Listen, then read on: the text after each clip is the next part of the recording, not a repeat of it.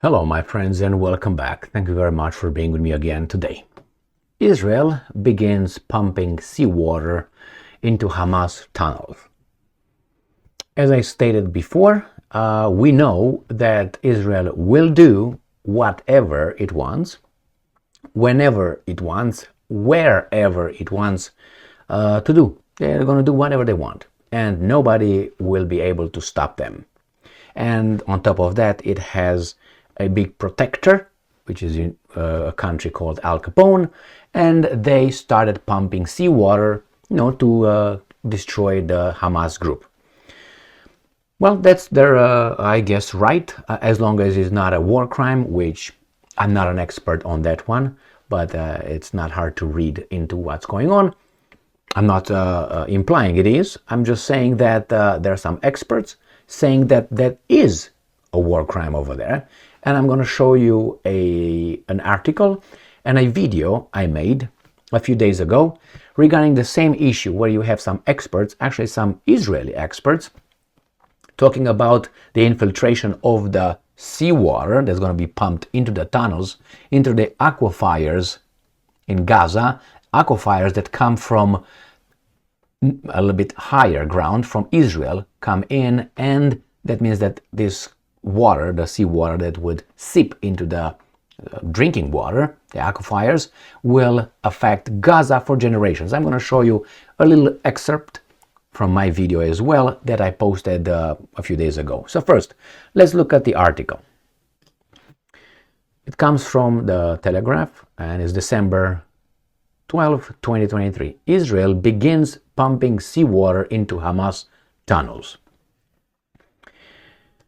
Israel's military has reportedly begun pumping seawater into the Gaza tunnels said to be occupied by Hamas fighters as it pushes further into the terrorist group's stronghold. The Israeli Defense Forces have built 5 pumps to flood the network of tunnels where Hamas fighters have been hiding and holding hostages. Okay, now we have this article right here. This comes from December 9th, 2023. Russia warns Israel over flooding tunnels in Gaza, and I'm quoting, war crime. That's all what it is. It is what's going on. That's all what it is. Talk. Nobody will do anything about it. So that's this. And we're going to go to my video here that I posted a while ago. Let me see if I go down here. Let's see, when did I post this one? This posted on December 8th. So this is the video which I titled "Flooding Gaza Would Be a War Crime. Russia Says at UN Could Harm Gaza's Freshwater for Generations." And that's the study. And here on the right, we have at minute is a video, and at minute 250, I talked about this academic, for generations. Right here you can read it went affected for generations. I'm going to play it about maybe 20 seconds, 30 seconds. I don't want to repeat everything I said over there because it's good as I say it over there. And I was actually reading the article. So you know what this Israeli academic says could affect. Environmental experts called on the defense establishment Tuesday to carefully weigh in the long-term environment implications of reported plans to flood the immense network of tunnels in the Gaza Strip with seawater to flush the terrorists out. It says here that they are last month set up 5 large water pumps, travel up. Under the normal circumstances, rain falls to earth and percolates down into subterranean storage areas or aquifers. This groundwater is pumped up into wells to supply drinking water. Gaza is home to more than 2 million people and is one of the most densely populated places on earth. The enclave's only sweet water supply comes from a shallow aquifer running parallel to the Mediterranean coast. That has been so overpumped and the subterranean water levels have dropped so far that seawater has entered the aquifer and mixed with the little sweet water that remains. The aquifer's water quality has been further eroded by sewage and agricultural chemical runoff to the extent that 97% 50% of Gaza's fresh water no longer meets World Health Organization water quality standard. So, we got obviously this right here that we have to know. And we have Professor Emeritus Elon Adar of the Zuckerberg's Institute for Water Research at Ben Gurion University of the Negev in southern Israel said that further potential ecological damage to Gaza's aquifer by flooding the tunnels would depend on the quantity of water and the reach. Well, it says, but if several million cubic meters were pumped into the tunnels and seeped into the aquifer, and I'm quoting the negative, impact on groundwater quality would last for several generations, depending on the amount that infiltrates into the subsurface.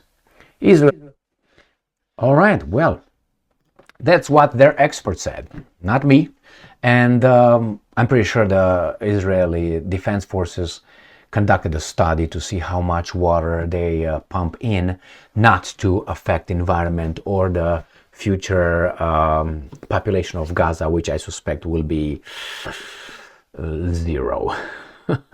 I don't think Palestinians will be, surviving this one. They will not be pushed out. They will live on their own accord because of the destruction that probably is going to be occurring over there. So, aquifers, you got the tunnels, you got the seawater, you got the pumps, 5 big pumps, huge pumps, and you got the Hamas that will be all eradicated. And after they win in about 5 days, then they will bring investments, and Gaza will become as whatever utopic town you can think of. This is what I see happening. Gaza will be probably inhabitable for, I don't know, generations. There's going to be a I don't even know how Gaza even functions at this point. It doesn't. You're going to have people displaced. They will have nothing, and probably they will leave the country, migrate somewhere, will leave it alone, deserted, and these guys are going to keep it as a military training camp or shooting range or something like this, and that's it. That's what I think is going to be. Gaza is not going to be a country.